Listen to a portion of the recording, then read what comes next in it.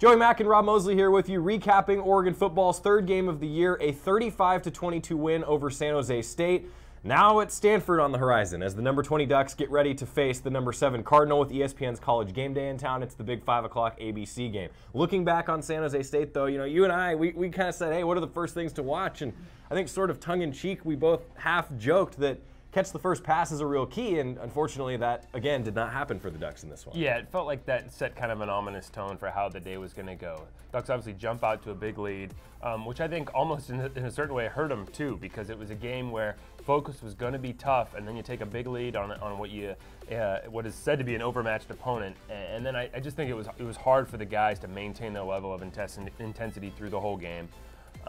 Particularly up front, I think Mario Cristobal and his players talked a lot about the issues on the offensive line, and credit to San Jose State's defensive line. They had some big dudes that really caused Oregon some problems too, and I think would cause a lot of teams some problems, but Oregon wants to run the ball better than they did certainly on Saturday, going to need to again this week. But yeah, it sort of felt like kind of the worst case scenario of you feared this would be a game where it was going to be hard to get up and then maintain intensity for, and it seemed like that was the case. One of the things that Jorgie talked about on our broadcast a lot was how the nose guard for San Jose State was lining up in between the center and the guard gap and really getting a lot of penetration. I know that's going to be something the Ducks will focus on this week. 134 yards on the ground for Oregon. CJ Verdell ends up as the leading rusher with only 42 yards on 15 carries. That just sort of says, I think, like you said, Jake Hansen, hey, Ducks want to be better up front on the offensive line. Yeah, as Jake Hansen put it, it just wasn't up to our standard, that being the offensive line and how they want to protect. There were no real explosion plays in the run game, which tells you, hey, it's probably everybody. That's probably tight ends,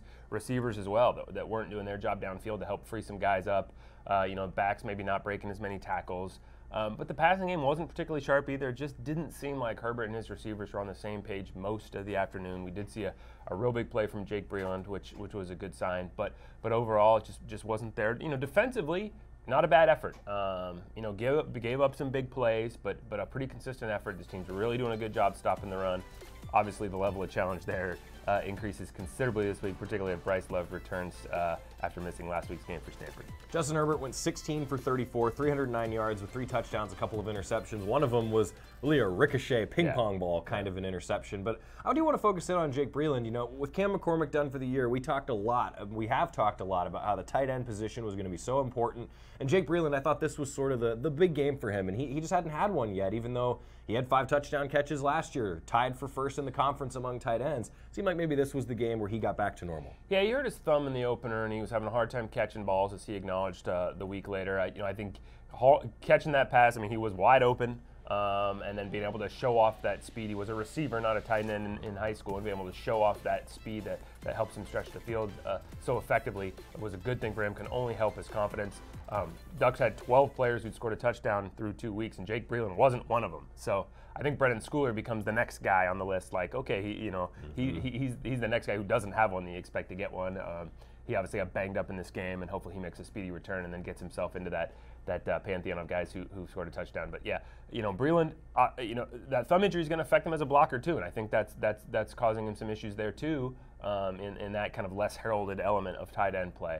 But certainly he's coming along, as you saw, as illustrated by that touchdown play. I thought it was big for him to get that play, and it just seemed to fuel the passing game. But you alluded to it, Rob. When they got up 14-0, it seemed like everyone just sort of went, right. And that's something that the Ducks, I know, will be working on this week. Keep that pressure on an opposing team. Yeah, those of us in the press box and fans in the stands, can do that. Say, okay, this game's going how we thought.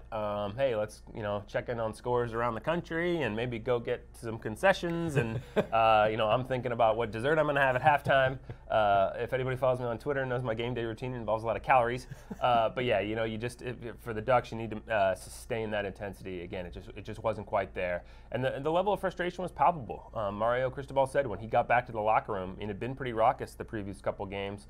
After this one, he said, hey, is anybody fired up? And to a man, he said the team said no, that they knew that wasn't what their standard was. And obviously the challenge goes up considerably. I expect this team to have potentially the opposite fear this week, being too hyped up. I just think Mario Cristobal is going to have his guys foaming at the mouth, saying, Joe Salavea and his defensive linemen up front, particularly knowing the challenge they're going to face with Stanford and their run game and all the respect they've earned over the years.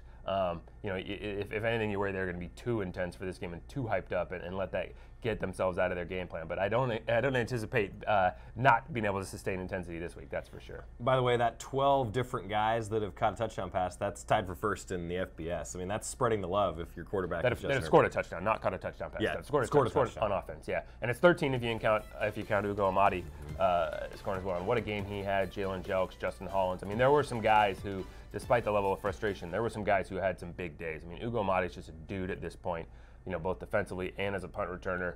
Jalen Jelks graded out as one of the top defensive players in the country. Justin Hollins, in on 2 turnovers, makes 8 tackles, just constantly in the backfield. So this team's 5th in the country in rush defense per carry, averaging less than 2 yards per carry right now, which is, again, a great stat going into the Stanford game. It'll be even better if they can maintain something close to that coming out of the Stanford game because, again, the Cardinal can run the ball. Allowed only 29 rushing yards to San Jose State. And Justin Hollins, he was almost the 14th guy to get into the end zone. He had one in his breadbasket. I asked him about that after the game, and he thought, I missed an opportunity. Hey, there's reasons those guys play defense, right? Defense, though, going to be key. I think the offense trying to find some rhythm. That'll be the theme of the week as the Ducks get ready to face Stanford. This is a big one. The conference opener, a pair of 3-0 teams will meet at Autzen Stadium. It's the 5 o'clock ABC national primetime game. ESPN's College Game Day is in town for number 7 Stanford taking on number 20 Oregon on Saturday.